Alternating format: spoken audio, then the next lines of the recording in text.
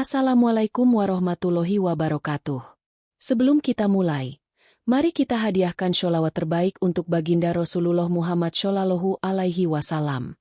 Semoga dengan bersholawat, Allah bukakan hati kita untuk memahami setiap hikmah di balik kisah ini. Pernahkah kalian membayangkan bagaimana rasanya bekerja di negeri orang, lalu dijebak oleh rayuan yang tak biasa? Apakah benar ada wanita Jepang yang menawari hubungan tak pantas kepada TKI pria muda? Dan bagaimana jika semua itu justru berakhir dengan sesuatu yang lebih rumit dari sekadar cinta atau godaan? Kisah ini nyata, dan bukan sembarang kisah. Di dalamnya ada keputusan sulit, harga diri yang diuji, dan godaan yang datang dalam bentuk yang paling halus. Inilah pengakuan seorang TKI muda dari Indonesia tentang kamar nomor 7. Namaku Arif. Usiaku 20 tahun saat itu. Aku datang dari sebuah desa kecil di Jawa Timur, dengan harapan sederhana, bisa membantu ekonomi keluarga lewat program pemagangan kerja ke Jepang. Semua berjalan lancar, sampai aku ditempatkan di sebuah rumah mewah, cukup jauh dari hiruk-pikuk Tokyo. Pemiliknya adalah seorang janda berusia sekitar 30 tahun, bernama Nyonya Kiyomi. "Kamu masih muda," katanya waktu itu sambil menyeruput teh hangat. "Dan kelihatannya cukup kuat untuk banyak pekerjaan." Aku hanya menunduk. "Sopan. Insya Allah saya siap bekerja keras, Bu. Saya datang ke sini untuk kerja, bukan main-main." Senyumnya mengembang, tapi tatapannya berbeda. Ada semacam rasa ingin tahu. Atau mungkin lebih dari itu. Hari-hari awal, tugasku biasa saja. Membersihkan rumah, menyiapkan makanan ringan, dan sesekali membantu di taman belakang. Tapi perlahan, permintaan Nyonya Kiyomi mulai berubah. "Arif, bisa bantu setrika pakaian saya?" Aku mengangguk. Tapi saat kulihat pakaian yang dimaksud, hampir semuanya adalah pakaian dalam. "Maaf, Bu, kalau ada pakaian biasa dulu, saya mulai dari situ saja ya." Ia tertawa. "Kamu malu, ya?" Aku hanya tersenyum canggung. Tapi malam itu, aku tak bisa tidur. Bukan karena lelah, tapi karena pikiranku dipenuhi banyak hal. Kenapa dia bicara seperti itu? Kenapa tatapannya seperti memanggil? Beberapa hari kemudian, aku diminta membersihkan kamar pribadinya. Kamar itu ada di lantai 2, paling ujung. Kamar nomor 7. Aku sempat ragu saat memegang gagang pintunya. Ada aroma wangi samar dari balik celah. Wangi seperti mawar dan alkohol. Masuk saja. Aku tidak sedang ganti baju. Suara dari dalam terdengar lembut tapi anehnya menggoda. Aku melangkah masuk, menahan napas. Dan untuk pertama kalinya, aku melihat sisi lain dari Nyonya Kiyomi. Kimono putihnya hanya digantung di bahunya. Kulitnya putih pucat, nyaris bercahaya di bawah lampu kuning redup. "Kau tahu, Arif?" Aku meneguk ludah. Di Jepang, hubungan antara pekerja dan majikan bisa fleksibel, asal saling setuju. Aku diam. Tak tahu harus jawab apa. Ia lalu mendekat, sangat dekat, dan berbisik. "Malam ini, kau hanya perlu bilang iya." Dan malam itu, aku hanya bisa menatap lantai. Tubuhku kaku. Pikiranku kabur. Tapi mulutku berkata jelas. "Sumimasen, saya hanya ingin bekerja." Disinilah semuanya berubah. Dan pintu itu, kamar nomor 7, menyimpan lebih dari sekadar rahasia. Hari setelah malam itu berjalan seperti biasa. Tapi ada yang berubah dari tatapan Nyonya Kiyomi. Ia tidak lagi memanggilku dengan perintah, tapi dengan kalimat yang nyaris manja. "Arif, kamu sudah sarapan?" Aku mengangguk. "Ayo temani aku makan. Aku benci sendirian." Ia menarik kursi di hadapannya dan menaruh sepotong roti panggang serta telur setengah matang di piringku. Tak biasanya ia seperti ini. Biasanya ia cuek, hanya berbicara seperlunya. Tapi sejak malam di kamar nomor 7, suasananya menjadi aneh, terasa menggantung. Seperti ada sesuatu yang belum selesai. "Kau tahu," katanya sambil memainkan sendoknya, "banyak pria Jepang takut pada wanita mandiri sepertiku." Aku hanya menatap roti yang belum tersentuh. Kalau di Indonesia, wanita seperti ibu pasti banyak yang menghormati. Ia tertawa kecil. Tapi aku tidak butuh dihormati, Arif. Aku hanya ingin ditemani. Dan untuk kedua kalinya, ia menatapku dengan mata yang lembut tapi penuh makna. Tatapan yang membuat batas antara perintah dan ajakan menjadi kabur. Malamnya, aku mendengar langkah kaki ke arah kamarku. Pelan, teratur, lalu suara ketukan ringan. 3 kali. Arif, kau belum tidur. Aku membuka pintu perlahan. Nyonya Kiyomi berdiri di sana, mengenakan baju tidur satin berwarna biru gelap. Rambutnya sedikit basah. Aroma parfumnya langsung menusuk hidungku. Aku mimpi buruk. Temani aku sebentar saja. Ia memandangku dengan ekspresi seperti anak kecil yang ketakutan. Aku ragu. Sangat ragu. Maaf, Bu. Saya kira itu tidak pantas. Ia menghela napas panjang, lalu berjalan pergi tanpa berkata apapun. Esok harinya, suasana menjadi dingin. Ia tak menyapaku, tak menyuruh apa-apa. Hanya meletakkan daftar pekerjaan di atas meja, lalu menghilang ke dalam kamarnya. Aku merasa bersalah, tapi juga bingung. Apakah aku terlalu kaku? Atau memang ini caranya menguji? Beberapa hari kemudian, saat aku sedang menyapu halaman belakang, seorang pria berjas datang dengan mobil hitam mewah. Ia bicara cepat dalam bahasa Jepang, lalu menyerahkan sesuatu ke Nyonya Kiyomi. Aku hanya sempat mendengar satu kalimat dari pria itu sebelum ia pergi. Jadi, kau tetap memilih yang muda dan keras kepala itu. Setelah pria itu pergi, Nyonya Kiyomi berdiri lama di dekat pintu. Wajahnya datar, tapi matanya sembab. Malam itu, kamar nomor 7 tak lagi tertutup. Tapi justru sejak itulah, aku mulai merasa bukan hanya ditawari sesuatu. Aku seperti sedang dijebak. Pelan-pelan. Lembut. Tanpa bisa kutolak. Tanpa bisa kuterima. Dan tawaran berikutnya, jauh lebih rumit dari yang kubayangkan. Malam hari itu udara lebih dingin dari biasanya. Aku baru saja menyelesaikan tugas menyiram taman belakang ketika listrik tiba-tiba padam. Rumah besar itu langsung gelap. Hanya cahaya dari bulan yang menyelinap lewat jendela. Arif. Suara lembut Nyonya Kiyomi terdengar dari arah lorong. Ikut aku, lampu cadangan ada di kamar mandi atas. Aku mengangguk dan mengikuti langkahnya menaiki tangga kayu yang berderit pelan. Saat tiba di kamar mandi yang dimaksud, ia menyalakan lilin kecil di dalam kaca cermin. Tunggu di luar. Aku ingin membersihkan diri sebentar. Lalu tolong bantu nyalakan pemanas air. Aku berdiri di luar pintu. Suara air mulai mengalir. Dan tiba-tiba, kaca pintu kamar mandi menjadi berembun dari dalam. Siluet tubuhnya mulai terlihat samar. Lekuk tubuh yang selama ini hanya kutebak dari balik kimono, kini terlihat jelas melalui bayangan yang tertangkap cahaya lilin. Aku menunduk. Tapi bayangan itu seperti memaksa masuk ke dalam mataku. Arif, kau masih di sana? Suara itu terdengar dari balik pintu. Iya, Bu. Jangan pergi dulu. Aku takut gelap sendirian. Aku hanya diam. Jantungku berdebar. Keringat dingin mengalir di punggung meskipun udara malam menusuk kulit. Lalu suara air berhenti. Pintu kamar mandi terbuka sedikit. Dari celah sempit itu, hanya satu mata yang terlihat matanya. Dan kemudian ia berkata pelan. Jika aku bukan majikanmu, apa kau masih akan menolakku? Aku ingin menjawab, tapi tak ada suara keluar dari mulutku. Ia menutup kembali pintu kamar mandi. Dan malam itu, aku pulang ke kamarku dalam diam. Aku merasa seperti baru saja menyentuh batas tipis antara profesionalitas dan sesuatu yang tak bisa kutarik kembali. Keesokan harinya, saat aku menyiapkan makan siang di dapur, Nyonya Kiyomi mendatangiku. Kali ini ia memakai pakaian formal, berbeda dari biasanya. Besok, kamu tak usah datang lagi. Aku terdiam. Pisau di tanganku berhenti di atas talenan.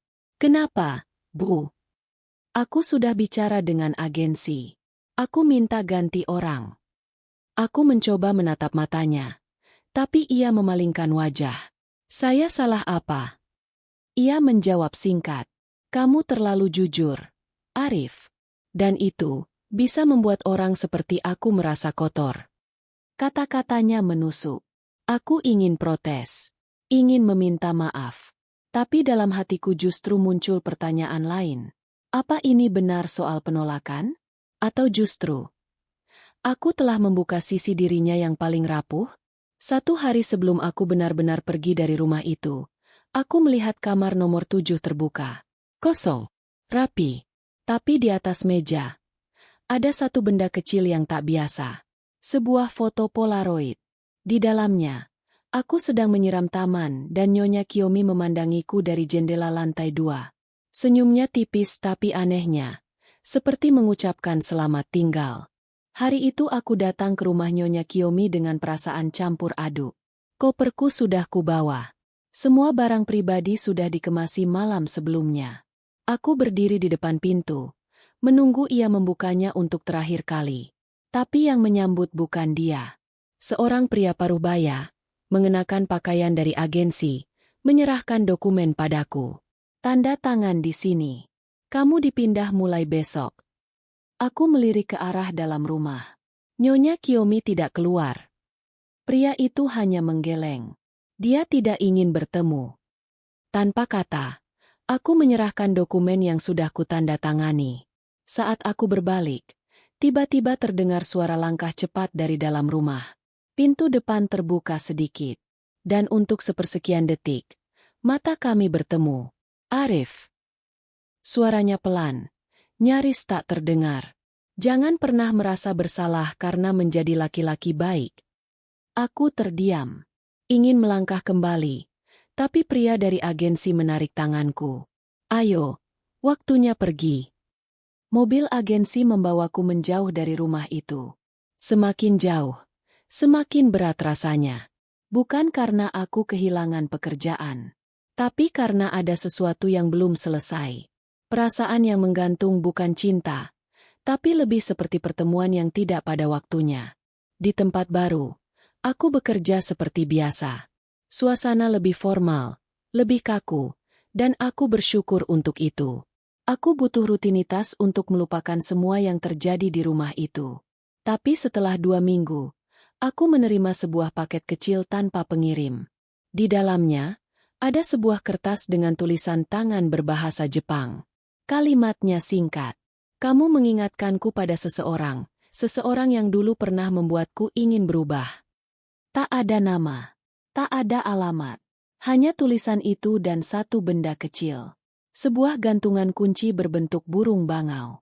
Benda yang pernah kulihat tergantung di cermin kamar nomor 7. Aku duduk lama menatap kertas itu. Pikiranku kembali ke semua momen yang pernah kulalui bersamanya. Semua godaan. Semua tatapan, semua ucapan samar yang menyimpan luka masa lalu. Dan aku sadar mungkin, aku tidak dipecat karena menolak tubuhnya. Mungkin, aku dipecat karena tanpa sengaja menyentuh bagian terdalam dari jiwanya. Bagian yang tidak siap untuk diselamatkan. Atau tidak ingin diselamatkan. 1 bulan setelah aku meninggalkan rumah itu, hidupku mulai stabil. Aku bekerja di pabrik kecil di Fukuoka. Pekerjaan berat, tapi suasananya jauh dari godaan. Aku pikir, semuanya sudah selesai. Sampai pada suatu malam, aku bertemu seseorang di minimarket dekat asrama. Dia adalah pria yang pernah kulihat datang ke rumah Nyonya Kiyomi, mengenakan jas hitam. Kau Arif? Tanyanya, dengan logat Inggris yang kaku. Aku mengangguk. Ragu. Kenapa, Pak? Pria itu tersenyum tipis. Kau lelaki pertama yang tidak tidur dengannya. Aku terhenyak. Maaf maksud Bapak. Kiyomi, dia punya luka. Luka yang tidak bisa sembuh hanya dengan waktu. Ia menatap lurus kerak minuman dingin di depannya, seperti sedang berbicara pada bayangan masa lalu. Dulu, dia hampir menikah dengan pria Indonesia. Pemuda magang juga, seperti kau. Tapi pemuda itu menghilang tanpa pamit, kabur, dan meninggalkan dia dengan. Pria itu berhenti, lalu melanjutkan dengan suara lebih pelan. Dengan bayi yang tidak pernah lahir. Aku membeku di tempat. Sejak saat itu, dia sering mengundang pemuda-pemuda sepertimu. Bukan untuk seks, bukan juga untuk cinta, tapi seperti sedang mencoba ulang. Membuat ulang cerita yang dulu gagal. Aku tak bisa berkata apa-apa. Kau berbeda, lanjut pria itu. Kau menolak dengan cara yang membuat dia merasa utuh kembali. Sebelum pergi, ia menepuk pundakku. Jangan balik ke sana. Itu bukan tempat untukmu. Dia sudah cukup melihat bayang-bayang masa lalunya. Malam itu aku tidak bisa tidur.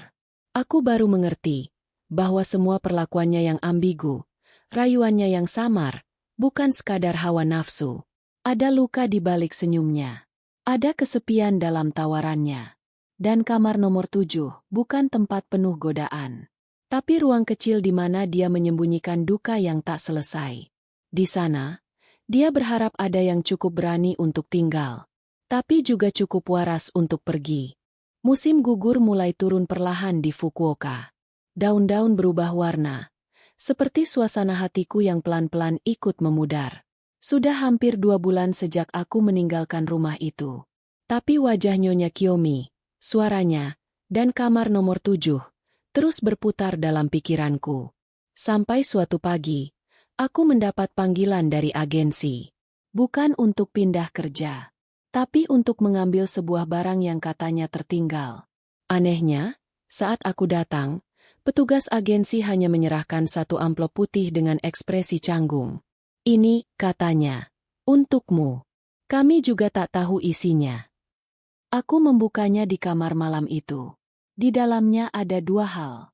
1 tiket kereta ke Tokyo. Dan 1 surat tulisan tangan, bahasa Jepang, dengan tinta yang tampak baru. Arif, jika suatu hari kau masih penasaran, datanglah. Kamar nomor 7 tidak pernah benar-benar tertutup. Tidak ada tanda tangan. Tidak ada tanggal.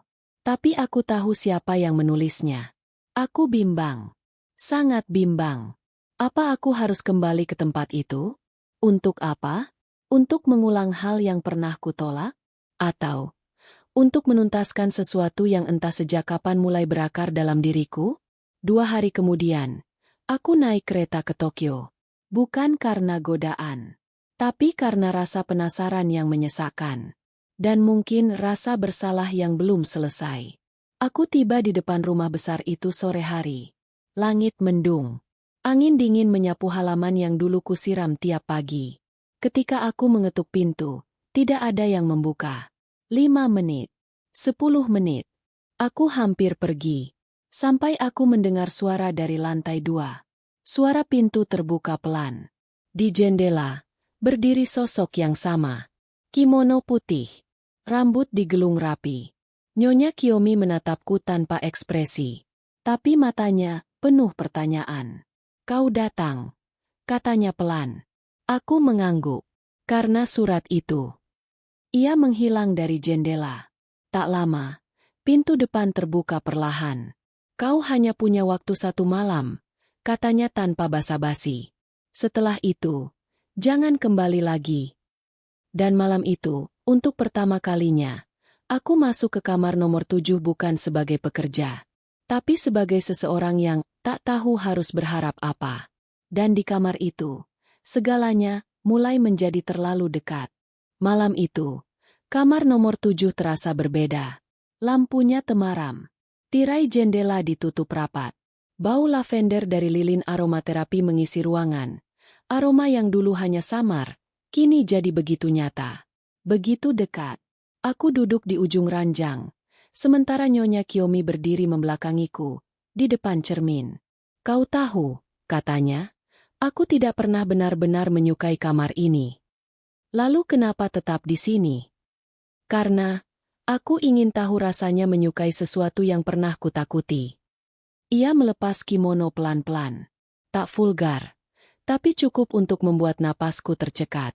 Leher jenjangnya, punggung halusnya, bayangan tubuhnya yang tertangkap dari cermin. Semuanya tampak seperti jebakan yang lembut. Aku tidak akan memaksa, katanya tiba-tiba. Ia berbalik menatapku. Hanya mengenakan kain tipis yang nyaris transparan. Tapi jika malam ini kau tidur di lantai, aku akan mengerti. Dan besok pagi, kita akan pura-pura tidak pernah saling menyentuh. Aku berdiri. Jantungku berdegup cepat. Tapi kakiku gemetar. Dan jika aku tetap di sini... Ia mendekat. Sangat pelan. Suaranya nyaris bisikan. Maka besok pagi, kau tetap akan pergi. Tapi membawa bagian dari diriku yang tak pernah kuberikan pada siapapun. Hening. Aku memejamkan mata. Dalam kepala, seperti ada suara keras dan sunyi saling bertarung. Aku tahu, tak ada masa depan dari pertemuan ini.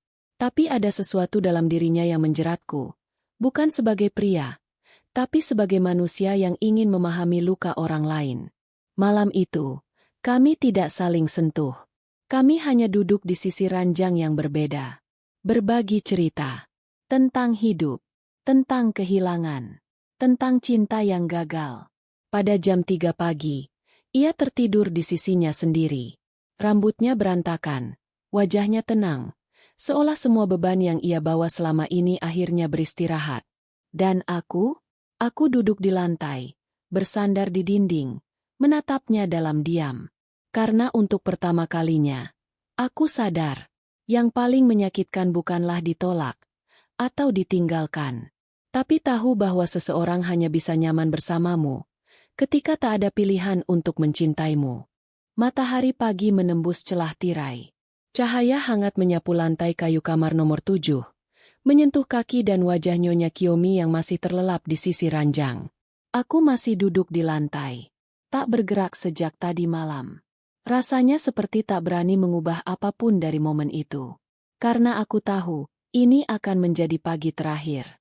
Aku berdiri pelan, mengambil koper kecilku. Tak ingin membangunkannya. Tapi saat aku menoleh, matanya sudah terbuka. Ia menatapku dengan sorot yang sulit dijelaskan. Kau benar-benar tidak menyentuhku. Aku mengangguk. Aku datang bukan untuk itu. Ia duduk perlahan, membetulkan kain di tubuhnya. Dan karena itu, aku tidak akan pernah lupa. Ia berdiri. Langkahnya pelan mendekatiku. Tangannya menyentuh dadaku. Ringan, nyaris tak terasa. Kau tahu kenapa aku memilihmu? Aku menggeleng. Karena kau mengingatkanku pada pria yang dulu meninggalkanku. Tapi dengan cara yang lebih jujur. Lebih sabar. Lebih utuh. Dan aku bukan dia, jawabku pelan. Ya. Ia tersenyum pahit. Dan karena itu, aku tak bisa menyakitimu seperti aku menyakiti dia. Kau tidak pantas menanggung luka yang bukan milikmu. Angin pagi masuk dari sela jendela. Wangi lavender sudah menghilang. Diganti dengan bau pagi yang dingin dan lembab. Pergilah, Arif. Sebelum aku berubah pikiran. Sebelum aku meminta kau tinggal dan menghancurkanmu pelan-pelan. Aku menunduk. Tak ada kata yang bisa menghapus kenyataan. Aku hanya berjalan keluar kamar itu. Menuruni tangga. Membuka pintu depan. Dan melangkah keluar. Tanpa pamit. Tanpa menoleh. Karena kadang diam adalah cara paling jujur untuk mengucapkan selamat tinggal. Di halte kereta, aku duduk sendirian. Di saku jaketku, ada sesuatu yang aku temukan pagi tadi, diselipkan di bawah bantal. Sebuah kertas kecil, ditulis dengan huruf tangan halus. Aku akan selalu ingat malam itu. Bukan karena kita tidak tidur bersama, tapi karena kau membiarkanku tidur dengan damai. Aku mengepalkan kertas itu di tangan. Dan untuk pertama kalinya, aku menangis. Bukan karena kehilangan. Tapi karena tahu, aku pernah dicintai. Tapi tidak cukup untuk dimiliki. Hidup kembali berjalan seperti biasa. Pagi kerja, malam tidur. Akhir pekan kadang hanya duduk di taman menatap langit kosong. Tapi ada sesuatu yang berubah. Atau mungkin, ada sesuatu yang hilang. Aku tidak pernah kembali ke Tokyo. Tidak pernah menulis surat. Tidak bertanya pada agensi tentang Nyonya Kiyomi. Aku hanya menyimpan semua itu di dalam kepalaku. Dan dalam mimpi yang datang sesekali, selalu dengan aroma lavender. Suatu malam, saat menyapu ruang makan di asrama, aku menemukan seorang pemuda baru dari Indonesia. kulit sawo matang, tubukus, dan tatapan yang terlalu jujur untuk tempat asing seperti Jepang. Nama saya Fikri, Bang, katanya. Baru 3 hari di sini. Masih bingung semuanya. Aku mengajaknya makan malam. Dan entah bagaimana, obrolan kami mengarah ke cerita tentang majikan, pekerjaan rumah tangga, dan godaan-godaan samar yang sering jadi bahan candaan sesama TKI. Teman sekamar saya di pabrik lama pernah cerita. Katanya sambil menyesap teh. Katanya, dulu ada TKI muda yang kerja di rumah wanita Jepang kaya. Cantik, aneh, dan agak menggoda. Tapi yang bikin aneh, cowok itu malah keluar. Katanya dipindah. Aku hanya tersenyum kecil. Lalu, ya katanya si wanita itu sekarang tinggal sendiri. Suka kirim surat ke agensi, tapi nggak pernah jelas untuk siapa. Hatiku mencelos. Aku tak bertanya lebih jauh. Tapi malam itu, aku kembali membuka koper tuaku. Mengeluarkan kertas kecil yang kusimpan dalam plastik bening. Tulisan tangannya mulai memudar. Tapi maknanya tetap menancap. Aku akan selalu ingat malam itu. Aku menatap huruf demi huruf, seperti membacanya untuk pertama kali. Dan dalam sunyi kamar yang hanya diterangi cahaya lampu gantung kecil, aku berbicara lirih. Aku juga ingat, Nyonya, dan mungkin akan terus ingat. Meskipun kita tidak pernah benar-benar selesai. 3 tahun sudah berlalu. Aku tidak lagi bekerja sebagai TKI. Sekarang aku berdagang kecil-kecilan di kampung. Hidup tenang. Tidak banyak tanya. Tidak banyak jawab. Tapi tiap kali melihat kamar kosong di rumah ini, aku teringat kamar nomor 7. Tempat yang mengubah cara pandangku tentang cinta, tentang luka, dan tentang arti menahan diri. Suatu sore, saat membuka pesan dari aplikasi lama yang dulu kupakai di Jepang, aku melihat satu notifikasi aneh. Pengirim tidak dikenal. Hanya satu kalimat. Jika kau masih hidup dan membaca ini, ketahuilah, aku menanam lavender di halaman. Baunya masih mengingatkanku padamu. Tidak ada nama. Tidak ada foto. Tapi aku tahu, tak banyak orang yang menuliskan sesuatu dengan kata lavender dan mengingatkan. Itu kalimat yang terlalu personal untuk jadi kebetulan. Aku tidak membalas pesan itu. Tidak menanyakan kabar. Tidak berencana pergi ke sana lagi. Karena aku tahu, jika aku datang, semuanya akan berulang. Bukan hanya godaan, tapi luka yang belum sembuh. Dan mungkin rasa sayang yang tidak pernah sempat menjadi cinta. Ada hal-hal yang memang hanya diciptakan untuk dikenang. Bukan untuk dilanjutkan. Dan Nyonya Kiyomi adalah bagian dari hidupku yang kutinggalkan dengan sadar. Bukan karena tak berarti. Tapi justru karena terlalu berarti untuk dihancurkan dengan harapan yang tak realistis. Kadang, yang paling suci dari sebuah hubungan adalah saat 2 orang memilih tidak bersama. Demi menjaga satu malam tetap utuh dalam ingatan. Tidak kotor oleh harapan. Tidak rusak oleh kenyataan. Dan lavender selalu akan menjadi pengingat bahwa aku pernah hampir mencintai seseorang dan memilih tidak menyentuhnya. Demi tetap bisa menghormatinya.